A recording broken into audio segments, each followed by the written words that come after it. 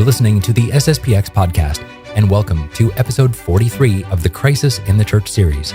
Today, we'll dive into a question that is very confusing for a lot of faithful, and as you'll see, it's confusing for some within the church itself. What is the official status of the Society of St. Pius X within the Catholic Church? There are accusations that it is schismatic, or at least that it has a spirit of schism. Another common accusation is that the Society is not part of the Catholic Church, since the Vatican has used the phrase about it, not in full communion. Let's see what that phrase actually means, and whether or not it's even possible to be not in full communion. And finally, are the priests and the bishops of the Society of St. Pius X excommunicated? There's a lot of misinformation out there. Let's try to clear it up this week with Father Paul Robinson right now on the SSPX podcast.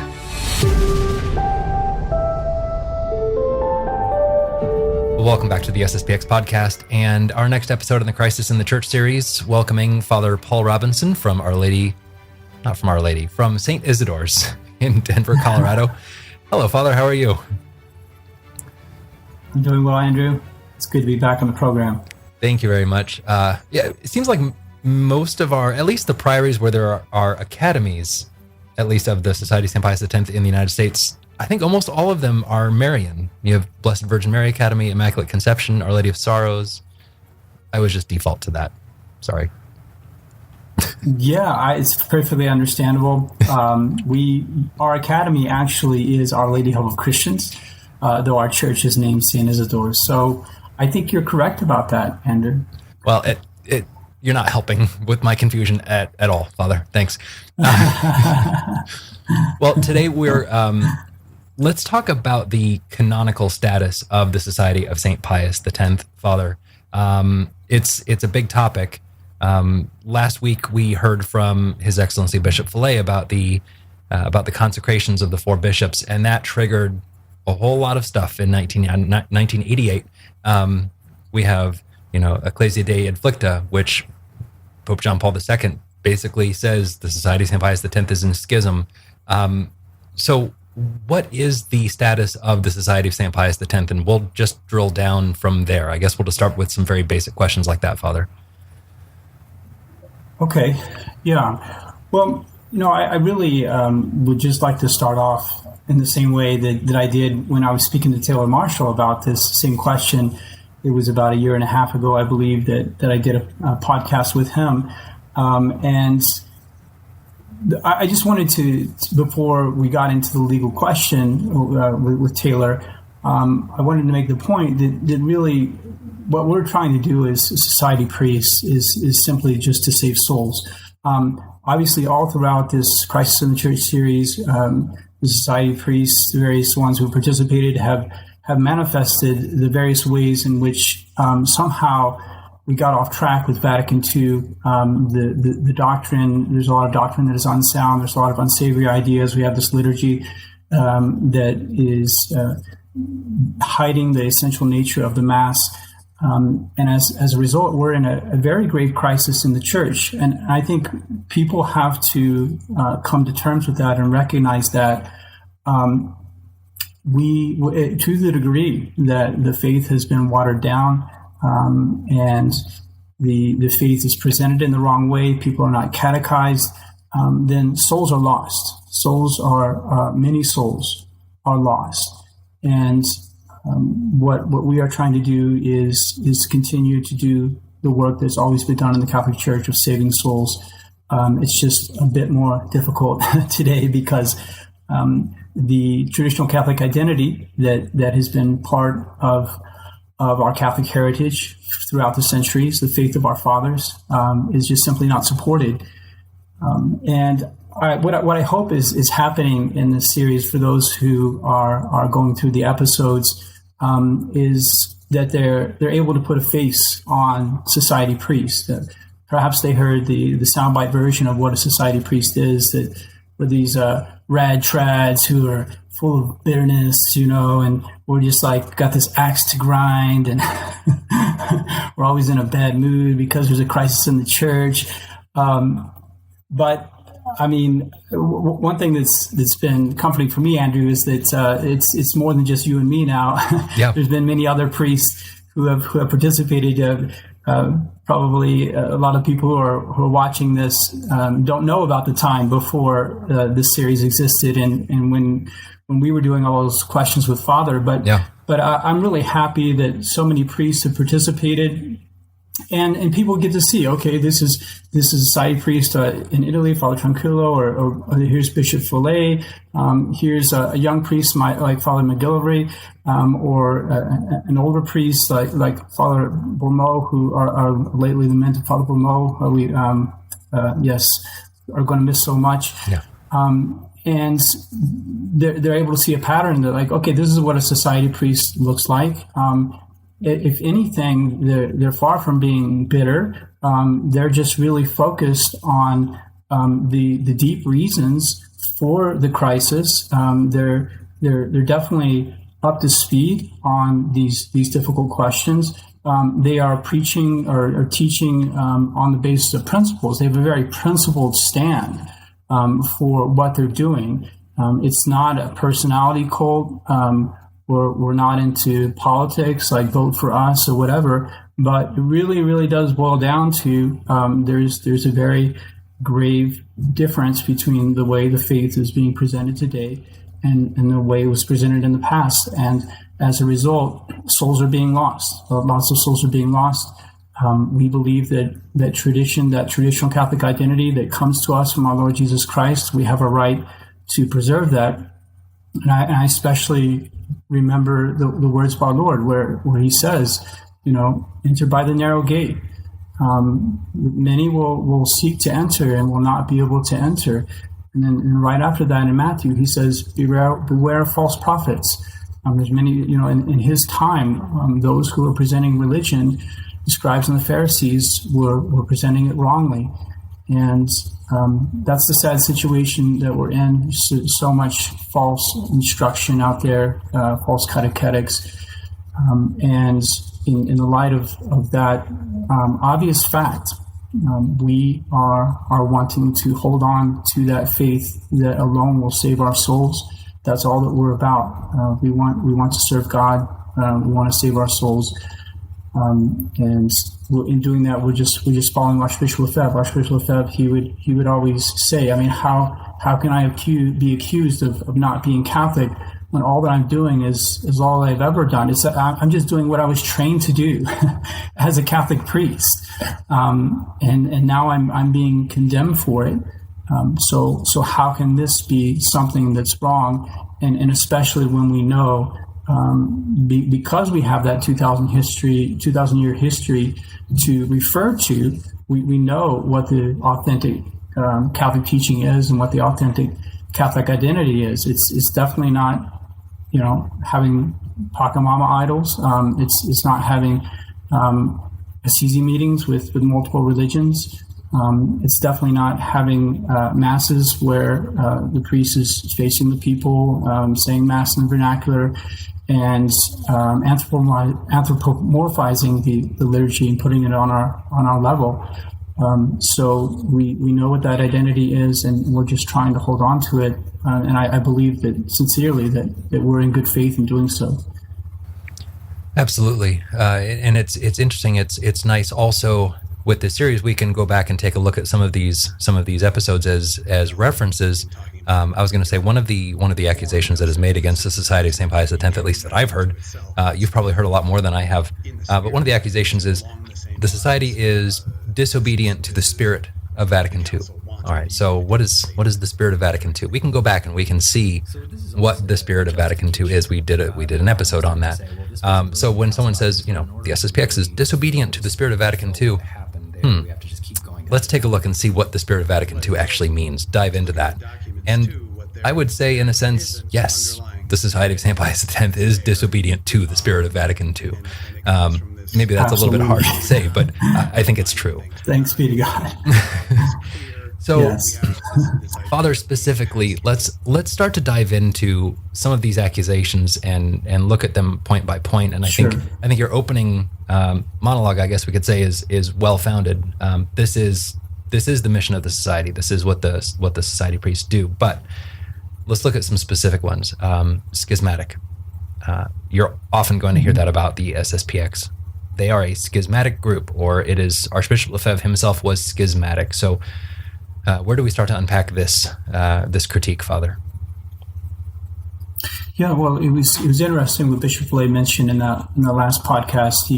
He brought up the point, for instance, that traditionally the consecration of bishops without a papal mandate was not considered to be an act that implied a schism. So I think that it's important for us to understand what we mean when we speak of schism, so as to distinguish it from what Archbishop Lefebvre was doing. Schism is effectively a specific type of disobedience. So you can have different reasons for disobeying. Let's just take the example. Your father tells you to take out the trash, and you tell him no. It could be because you would rather be doing something else at that time. You've got something else going on, so you don't want to do it then. Could be because you don't like to take out the trash, or there could be perhaps one of the most serious reasons for your disobedience would be that you simply do not accept the authority of your father over you. You're effectively saying you don't have a right to command me. You have no authority over me. So that type of disobedience, that motive for disobedience, is the specific type of disobedience that we call schism. You perform a schismatic act against the Pope when you not only disobey him, but you disobey him because you hold that he does not have authority over you. This is what is done by the Eastern Orthodox. They claim that their own patriarch is the one who has authority over them, whereas the Pope just has authority over the Western Church. So that's what qualifies them as being schismatic. They do engage in this denial in principle of the authority of the Pope. Okay. So you have to look at the motivations of why the person is being disobedient. So we could say then that we can say not every disobedient act against the Pope or against the hierarchy would constitute schism. Absolutely not. So there are perhaps some acts of disobedience that would constitute schism, and some acts of disobedience against the Pope that would not constitute schism. Okay. So it depends on why you're being disobedient. In the case of the Archbishop was very, very aware of this question. He had a doctorate in theology from Rome, so he knew what schism was. He was very aware that if he was consecrating bishops in order to set up a parallel hierarchy, that he did not recognize the hierarchy of the Church. He didn't recognize the Pope as being Pope. And he said, I want to sort of establish my own hierarchy that would have jurisdiction, that would effectively fill in the positions of authority in the Church, because I don't believe that the people who currently fill them have authority. If he had done something like that, then obviously he would have done something schismatic. But he makes it clear, and I think it would be good for me just to quote him on this question. He makes it clear before he consecrates the bishops, and even at the sermon that he gives on the day of the consecrations, that he's not wanting his bishops, he's not intending them to have jurisdiction, for them to occupy positions of authority in the hierarchy, as if they would be ordinaries of dioceses, or as if he would be able to give them some sort of jurisdiction where they would hold a position of authority, but that he was simply consecrating them in order to have sacramental power, so that there will be bishops who could consecrate, or rather ordain, traditional priests. So that he makes it very clear that is his motive. So let me just quote a few statements that he made. First of all, on September the 8th, 1986, he was giving a retreat at Econ, at our seminary in Econ, and he was speaking about this possibility of consecrating bishops. And he says, these bishops would be my auxiliaries, but would have no jurisdiction. they would only be there to give confirmation and ordination. This has nothing to do with setting up a parallel church. So that is extremely clear. And then when he gave the sermon on June 30th, 1988, that ceremony that Bishop Flay was speaking about, in the midst of the sermon, he said, "This ceremony, which is apparently done against the will of Rome, is in no way a schism. There is no question of us separating ourselves from Rome, nor of putting ourselves under a foreign government, nor of establishing a sort of parallel church as the bishops of Palma de Troya have done in Spain. They have even elected a pope, formed a college of cardinals. It is out of the question for us to do such things. Far from us be this miserable thought of separating ourselves from Rome. On the contrary, it is in order to manifest our attachment to Rome that we are performing this ceremony." So he's referring to a group of sedevacantists in Spain who did deny the authority of the Pope and the authority of the bishops in the conciliar world, in the post-Vatican II conciliar church. Said that they did not have authority, they didn't really occupy those positions of authority. So what they decided to do, and actually it's kind of logical for a sedevacantist, in order to save the attributes of the church that Dom Tranquillo was talking about, like sedevacantists kind of destroy the attributes of the church. There's no more indefectibility of the church. There's no more authority of the church. And so they have to create a parallel hierarchy in order to say that the church has actually perdured even to this day with its essential characteristics.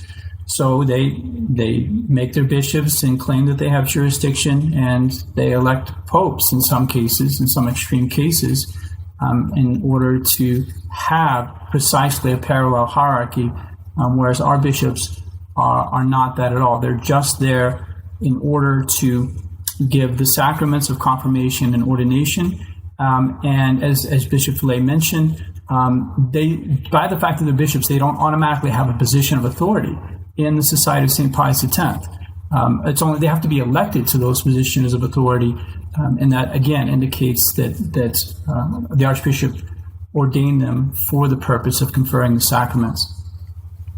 That makes sense.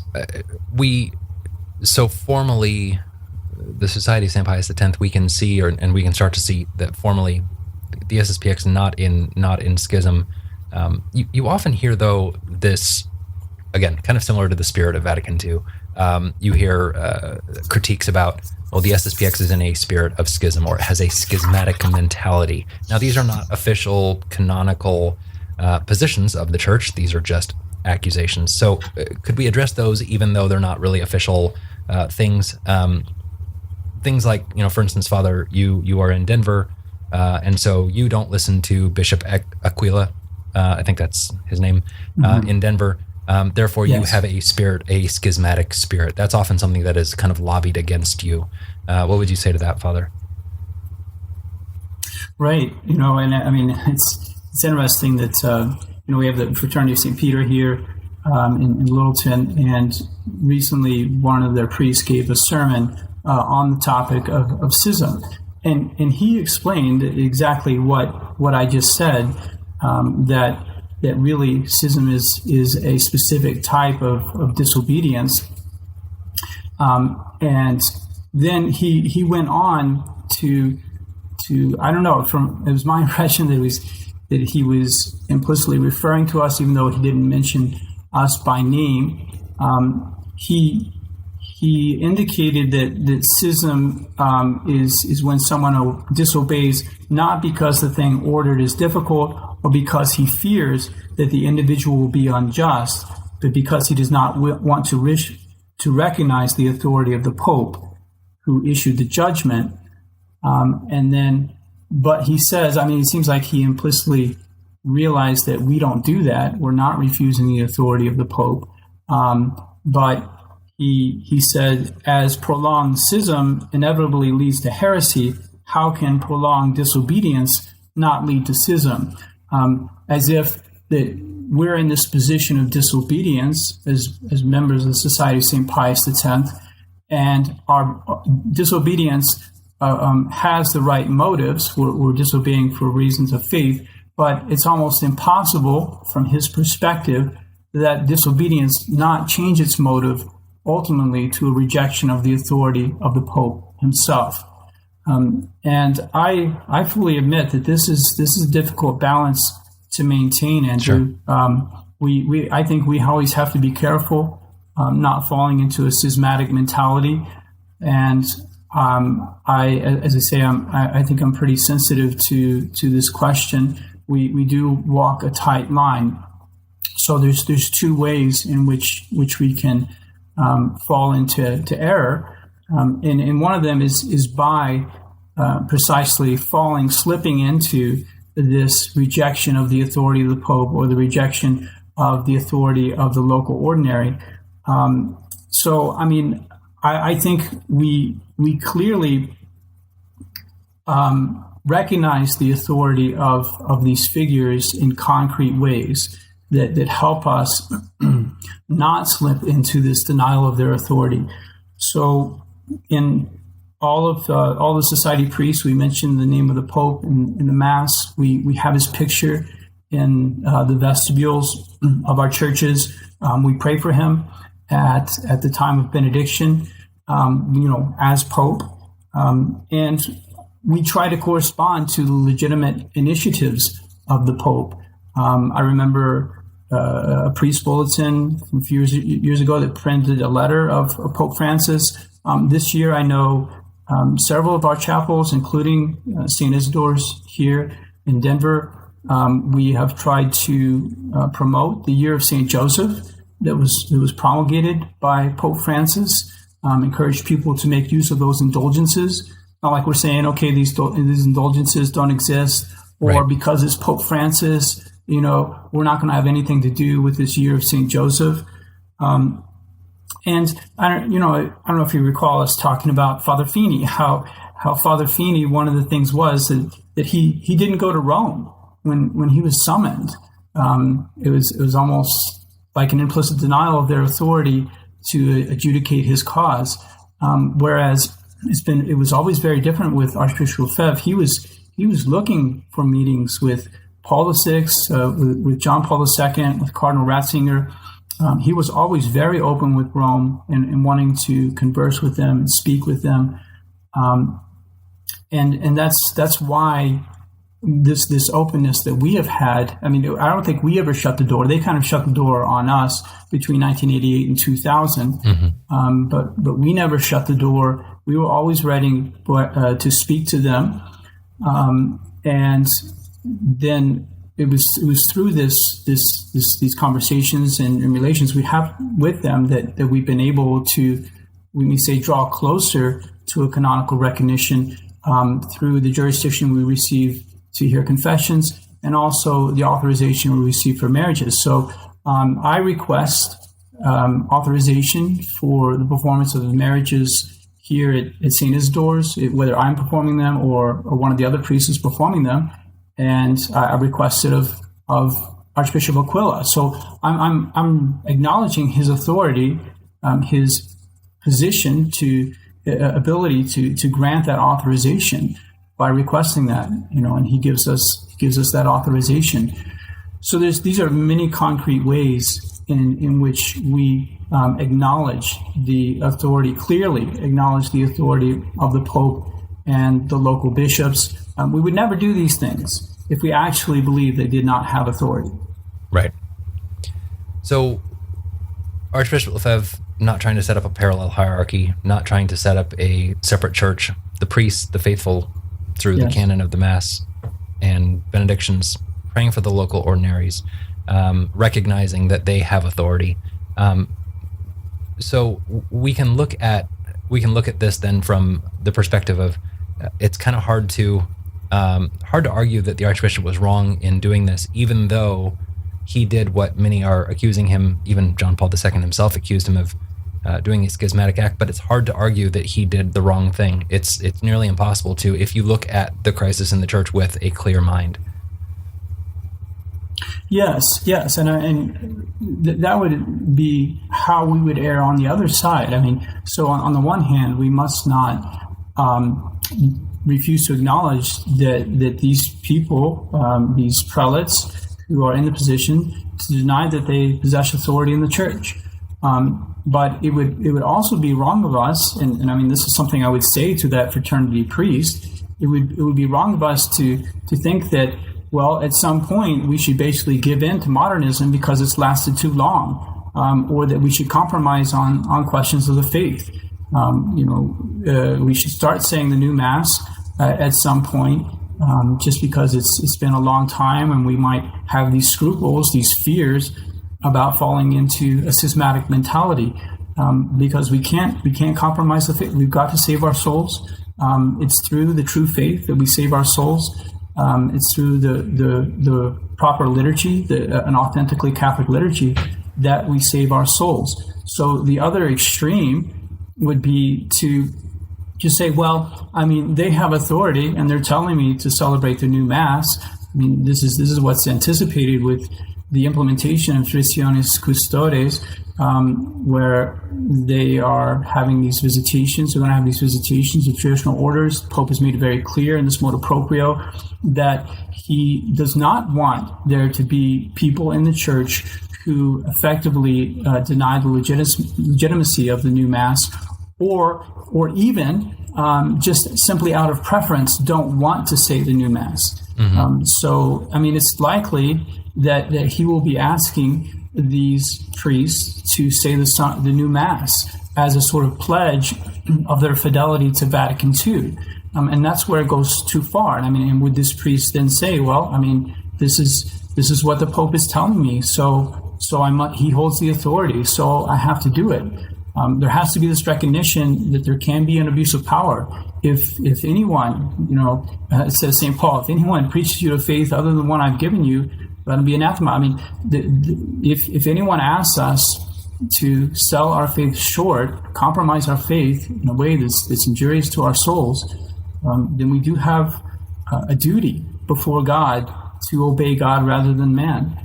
And we would err. We would fall into a problematic error and something dangerous for our souls if we fell into those sorts of scruples and said, well, the Pope is telling me that, and so I must do it. And this is why Archbishop is such a wonderful anchor for us with the Society of St. Pius X. He set an example for us priests. He set a trajectory for us. And so we just have to be faithful to that, where we keep this delicate balance. On the one hand, we try to respect and acknowledge the authority of the Pope as far as possible. On the other hand, we cannot follow him in those things that are against the faith of our fathers. So the Archbishop consecrating bishops for the purpose of having traditional priest ordained was perfectly legitimate and right.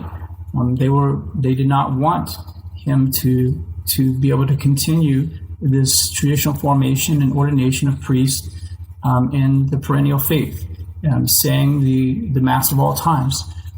Yet Catholics have a right to that. We have a right to that. You have a right to that, Andrew, as a Catholic, as a baptized Catholic. And no one can take that away. It comes from Christ himself. Ultimately, all this comes from Christ himself. So the Archbishop was definitely within his rights to do so, to do those consecrations. Let's look, Father, at the actual status of the Society of St. Pius X. It was interesting to me, I knew some bits and pieces of this, but 2 episodes ago when we were looking at the history of the Society of St. Pius X up till 88 with Mr. Vogel, he was talking about some of the fact that the Society of St. Pius X was legitimate, was a legitimately founded order or society within the church. Its members were being incarnated. But today, the Society of St. Pius X is not an official congregation or organization within the church. Is that correct? Yes, it's correct on paper. It's certainly correct on paper. The Archbishop never acknowledged that the suppression of the society was lawful. The procedure was very disordered, and he was never given his own right to defend himself. I mean, normally he appealed the decision, but he was never given a proper trial or hearing. I mean, this is something that everyone would want to have if they had been accused of doing something wrong. They deserve a proper trial. And the Archbishop was never given that. I mean, in justice, he deserved that. But they did not want to give that to him. They did not want to have a public show of his opposition to Vatican II by having some sort of trial, ecclesiastical trial. But, in the sense that it was juridically irregular, the Archbishop considered that the society was never lawfully suppressed. And, really that's in the, for God to know for sure. Certainly my position, that would be my position as well, that those who are in authority abuse their power in suppressing the work of society. They really couldn't give a reason why they were suppressing the society other than the declaration that the Archbishop issued. But on paper, certainly the Society of St. Pius X does not have canonical status. So normally speaking, we would be canonically erected into something like a personal prelature, and we would go to different places, and we work in parallel to the dioceses in which we had our priories. And so just like a religious order, sometimes religious orders go into a specific diocese, but they're not under the jurisdiction of the diocese. They're under their own jurisdiction. Mm-hmm. They're what are called exempt.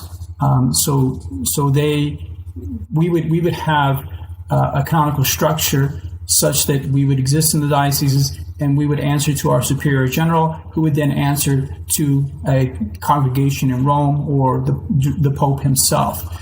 That's normally what would be the case. For obvious reasons, the Pope, post-Vatican II popes have not wanted to give that to us. They just simply do not want there to be an order in the Church that is forming priests according to the traditional teaching of the Church and for the celebration of the traditional Mass. And so they do not grant us that canonical recognition. I think, from our perspective, if we are able to maintain the faith, we're able to hold on to the traditional teaching of the Church, for instance, on religious liberty, on collegiality, on ecumenism, if we're able to maintain the traditional liturgical practices of the Church that do not destroy our faith, we would welcome with open arms canonical recognition. I honestly think in conscience we would not be able to turn it down, precisely because we recognize the authority of the Pope. The only reason we could possibly say no would be a question of faith. But if it's not a question of faith, then we should accept it. But the fact is that they have not wanted to offer to us, up to this point, a canonical structure wherein we will be able to remain as we are. But we have to remain as we are for the salvation of souls. Another term it's just kind of at a standstill. Another term that's used often to describe the Society of St. Pius X is, quote, not in full communion. This one's always been a little bit of a head scratcher to me because, and correct me if I'm wrong, Father, but I don't think that is an official canonical status, either in full communion or not in full communion, because at least to my mind, you are either in communion, meaning you're Catholic, or you are not in communion, meaning you are not Catholic. It's kind of one or the other. Not in full communion kind of makes it sound like, I said last week when I was introducing this episode, it's kind of like the SSPX is the Schrodinger's cat of Catholicism. It's like, how can you be not in full? So can you help me understand this, Father? we're sort of in the box, but we're not in the box. Right. Or there's this fuzzy logic about the society where we exist in both realms at once. Or you could be in an alternate reality. Yeah. Yeah. So I think that's a good image. It's kind of ironic that we are kind of that new language of Vatican II that we believe comes from a false ecclesiology is being applied to us, because it puts us in an awkward position of not only disagreeing with this statement, but disagreeing with the theology behind the statement. The whole concept, yeah. Which makes it doubly complicated. Yeah. Right. So, unfortunately, I haven't listened to all the Christ in the Church series, and you haven't either, but you've done all the Christ in the Church series, which is even better. Yeah. But surely at some point the phrase of Lumen Gentium has been discussed, where it says that the Church of Christ subsists in the Catholic Church. So this statement represented a new ecclesiology that was trying to say that somehow the Church of Christ is bigger than the Catholic Church. The Catholic Church is some limited subset of the Church of Christ, which is much bigger, and that the Catholic Church alone has an identity with the Church of Christ, in the sense that it fully realizes the Church of Christ. But other religions, other churches, are also in the Church of Christ. They just don't realize fully what it means to be part of that Church of Christ. So this is the new idea that was brought in by the documents of the Second Vatican Council, that the Catholic Church fully realizes what it means to be part of the Church of Christ, but other churches also realize partially what it means to be in the Church of Christ. And this is a way for them to say that, it's not just the Catholic Church that is the Church of Christ. There are other churches that have some sort of communion with the Church of Christ. It's just not full communion. Only the Catholic Church has full communion with the Catholic Church. Other churches, like the Baptists or the Presbyterians or the Methodists or whatever, they have some sort of partial communion with the Church of Christ. Before the Second Vatican Council, it was super clear. It's like the Church of Christ is the Catholic Church.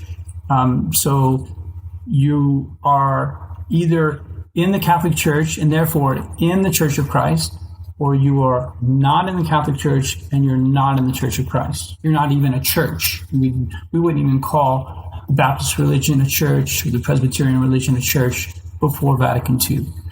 So that's a major change in order to serve the purposes of ecumenism, to be able to say that these other religions do save souls, that these other religions are paths to salvation, that they do contain elements of sanctification, and so on and so forth. And so what they're doing when they say that the Society of St. Pius X is not in full communion, they're basically lumping us in with these other non-Catholic bodies. And they would say that, we have some good aspects to us, but we're not in full communion, we're not fully Catholic.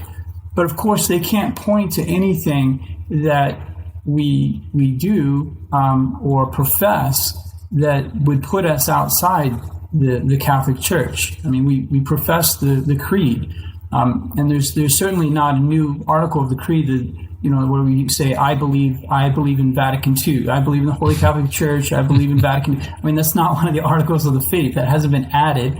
Vatican II was a pastoral council, so there's no strict obligation for us to profess Vatican II or to celebrate the new Mass in order to be Catholic. We celebrate a Catholic Mass, a perfectly legitimate liturgy that has never been abrogated by the Church.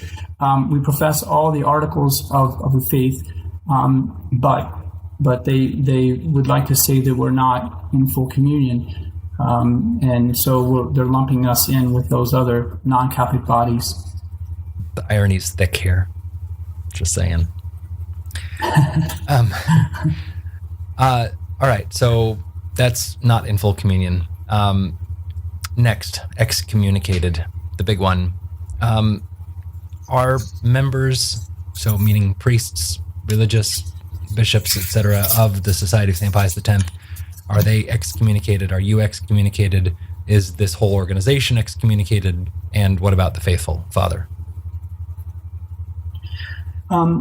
So there are no excommunications against the bishops or the priests of the Society of St. Pius X, neither on paper nor in reality.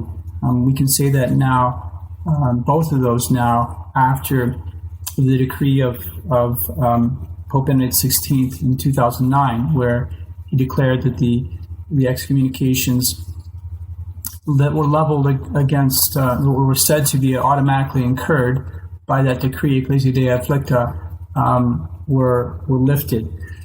So, yeah, as I mentioned, in 1988, after the Archbishop did the consecrations, Pope John Paul II issued a document in which he said that Archbishop Lefebvre, Bishop de Castro-Meyer, and the 4 newly consecrated bishops all incurred an ipso facto excommunication, that merely by the performance of that act, of what they did, they incurred an excommunication. So he wasn't saying, I excommunicate you. He was saying that by what you did, you incurred an excommunication on yourself. Because there's certain provision in canon law that if you do certain things, you will be excommunicated. I think one of the things was like becoming a Freemason in the past. I don't think that's still on the books, but that used to be one of the things. Or doing violence against the Pope, or defiling the sacramental species, stealing the Blessed Sacrament, things like this, you would incur an automatic excommunication. John Paul II is saying that's what happened to you. He's saying to Archbishop Lefebvre, that's what happened to you when you did what you did. But in 2009, Pope Benedict XVI said that the excommunications no longer exist for the 4 bishops. Of course, Archbishop Lefebvre and Bishop Castro-Meyer were dead at that time, so his document just referred to the 4 bishops. On that note, Father, talking about excommunications and this specific accusation that Archbishop Lefebvre incurred this ipso facto, we could probably get into this. This would probably take a 30-40 minute discussion just by itself if we really wanted to cover it. But just briefly, did the Society of St. Pius X, did Archbishop Lefebvre agree that he was excommunicated? Or did he say this was not actually, even though it was on paper, it didn't have any basis in fact? He did not agree. That document stated that what he had done was a schismatic act, and it also stated that he had automatically incurred an excommunication. Now, we have to understand that again, what any authority says on paper isn't necessarily true just because of the fact that they state it. No one of us has power over reality to such a degree that our words make for reality. So John Paul II was giving a judgment on the situation. He was judging that the act was schismatic, and we've already explained why it couldn't be schismatic. It was very clearly not schismatic. So I would judge that statement to be false. And the same with the declaration that he had excommunicated himself. It's very clear in canon law that there is some judgment that needs to be made on the subjective dispositions of the person performing the act. So the consecration of bishops without a papal mandate was not excommunicable before some revisions made to the Code of Canon Law in the 1950s. Really, it was because of a lot of consecration of bishops that were being done in China, and which were being done to create a parallel hierarchy, where the Chinese were creating this patriotic church, this Chinese church, kind of like Henry VIII creating his own parallel church. In his day, the Chinese were doing the same in the 1950s. And because of that situation, the consecration of bishops without papal mandate was listed as one of the excommunicable offenses. But again, the motive, there had to be a motive of a certain malice, a certain rejection of the authority of Rome, a certain desire to create a parallel hierarchy, whereas canon law indicates that if the person who's doing it, if they honestly believe in conscience that they need to do this for the good of the church, then they don't incur the excommunication. So again, this is something we can argue about forever with other people.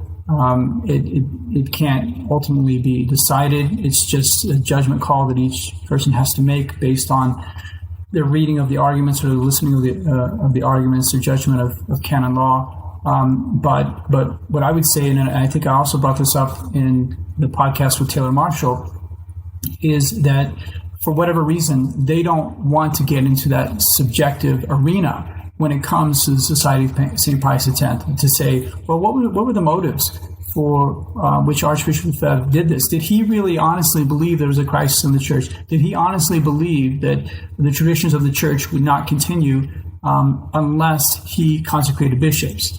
They don't even ask that question. So it is an important question, because if he honestly believed that this was the case, then he would be doing it in good faith. He wouldn't be doing it in bad faith. If he did it in good faith, he wasn't automatically excommunicated. Canon law is not going to automatically excommunicate anybody who's in good faith. It's only people in bad faith. But John Paul II just jumped in there and said, this was a schismatic act. We're not going to consider your subjective dispositions, whether you're trying to create a parallel hierarchy or not. And we're also going to say you ipso facto excommunicated yourself without considering your subjective dispositions. So from our perspective, the dispositions of the Archbishop were good. He was doing it in good faith, and therefore he did not incur an excommunication. So in a sense, and again, not to get way too far into the weeds here, the ipso facto excommunication means that something had to have happened for the excommunication to be triggered. There was this triggering event, and since Archbishop Lefebvre, in good conscience, did these things, well, in good conscience, he wasn't doing it to go against the hierarchy of the church. Therefore, that triggering event didn't happen. Therefore, the excommunication didn't happen. And it's noteworthy because Pope John Paul II did not specifically say, I therefore excommunicate you from the church. He just said, you have incurred this penalty ipso facto because of this action. And if this action was legitimate, then therefore there can be no excommunication. Is that kind of it boiled down? Yes. Okay. By the fact that he didn't say, I excommunicate you, it opens up this whole discussion. Okay. It makes possible this discussion as to whether, in fact, that was true or not.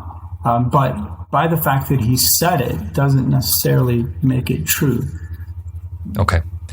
We've been talking about the actions of Archbishop Lefebvre. We've been talking about the bishops. Let's talk about you, Father. So as of today, as of right now, are you suspended? Are you suspended from your priestly faculties, Father? That's another accusation. That's why I ask. I'm not just asking out of curiosity. Yes. No, the priests of the society are not suspended. There has been no decree to suspend us, and just to clarify, by suspension is meant that the right to celebrate Mass and perform the sacraments is withdrawn from us. When you suspend a priest ad divinis, then you say that effectively he has no right anymore to exercise the functions of the priesthood in the church. So there's been no decree made against us that we are suspended. And it's interesting, some arguments who have been made by some who are outside of our circles. There's the famous Father Z, who has this very popular blog, and he speaks about the fact that we've been given faculties for hearing confessions by Pope Francis. And it is a rather strange situation that we would not have canonical status, and yet we would be given faculties to hear confessions. why would you, if I have faculties from Pope Francis to hear confessions, it's clear that I'm not suspended, because he's giving me authorization really around the world to hear confessions, to do the functions of the priesthood. And then Bishop Snyder made a point at one time, Bishop Athanasius Snyder, this famous bishop who's very traditional leaning, he indicated that it would make no sense that we would be Catholic priests only at the moment when we're hearing the confession. Like we suddenly magically become Catholic, and then once we step out of the box, we're non-Catholic somehow, right, or we're not priests who have any legitimacy. And he also mentioned, with regards to the marriages that we are authorized to perform, we are given permission, authorization to perform these marriages, and implicitly we're given permission to celebrate the Mass, the nuptial Mass that goes with the marriage. How would the Vatican be able to authorize the couple standing there before a society priest and receiving their vows, and then say, well, but it's wrong for them to attend the Mass, the nuptial Mass that goes with their marriage? That would make no sense. So that's why sometimes people speak of us as being in a sort of canonical limbo. We're kind of this third thing, this strange creature in the church right now, where we have authorization to do things as priest, but we don't have that canonical standing. Ultimately for me, it really boils down to the fact that the traditional movement is not wanted in the church. There's no way they can say that we're not Catholic. There's nothing that they can really reproach us for from the side of the faith, anything legitimate. But we are political. We are a sort of a hot potato because of our opposition to Vatican II.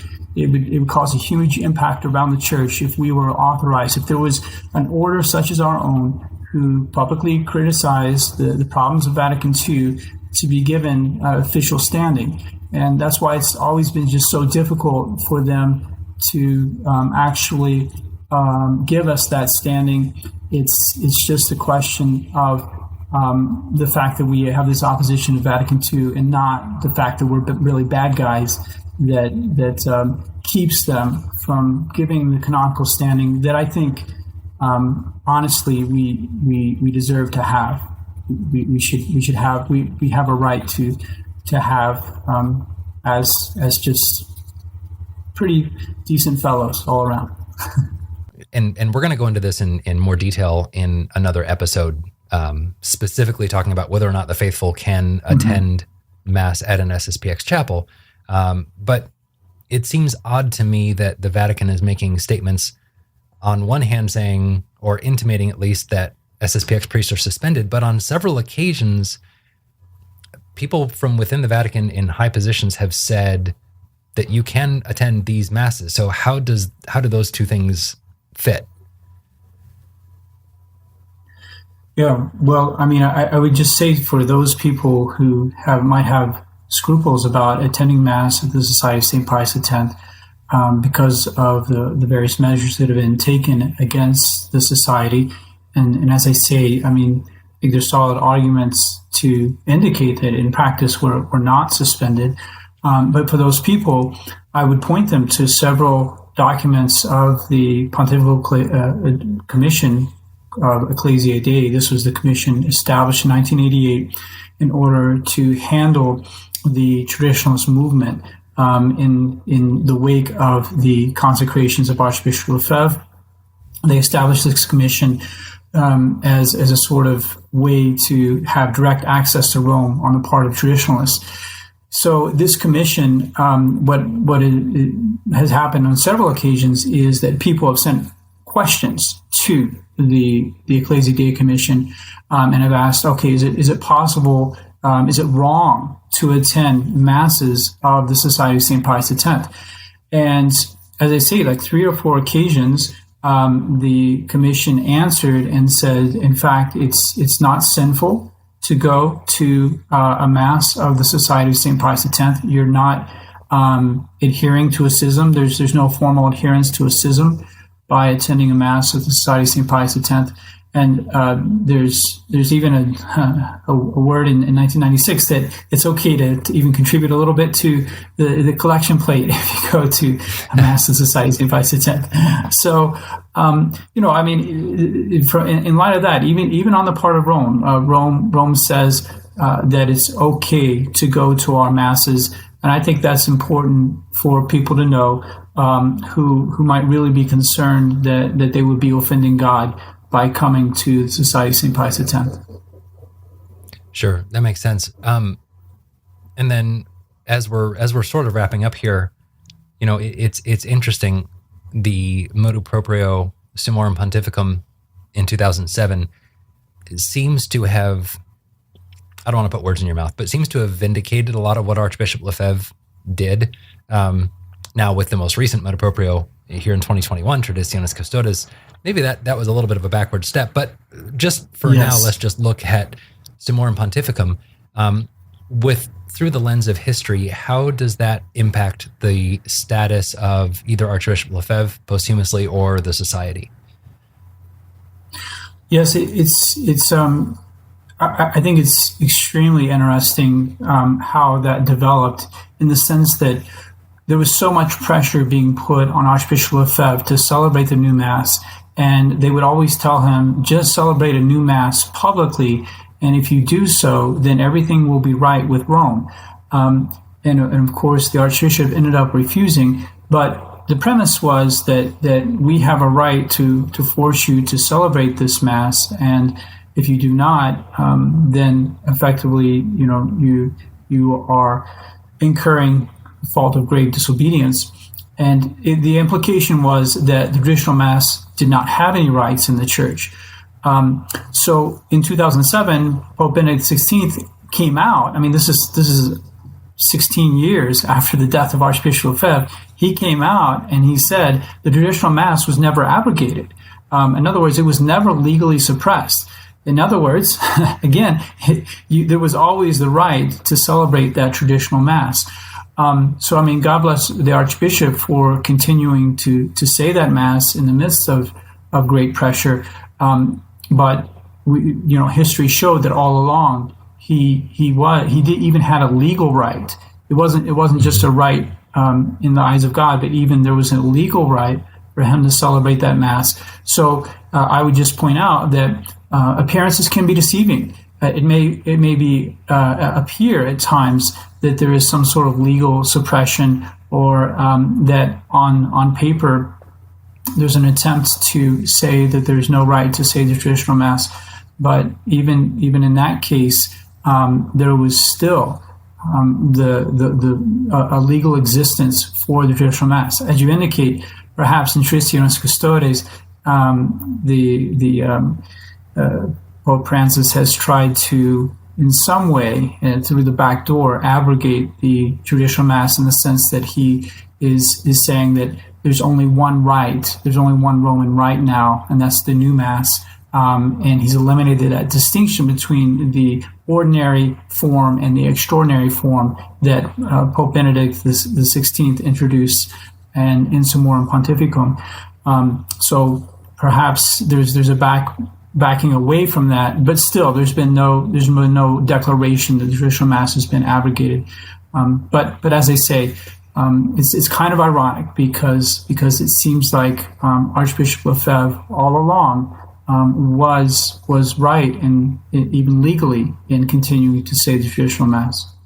It's at times it's a little infuriating to read some of these things and to dig into some of this stuff, because you just want to go, it's not making sense. And earlier when you were saying, the Vatican didn't want to get into the subjective arguments about whether or not Archbishop believed what he was doing was correct or not, it might be the only time in the last 50 years that the Vatican has not wanted to get into a subjective argument, but that's neither here nor Precisely. there. Yes, I mean, that's the thing. It's kind of ironic that they would look at all these non-Catholic religions, go around and say, well, you all are in good faith, and tell the Buddhists, just be a good Buddhist, or to go to the Hindus and praise them for their attempt to find God in their religion, which is just very subjective. Objectively is wrong. Objectively, right. What they're doing is not correct at all. They're in a false faith.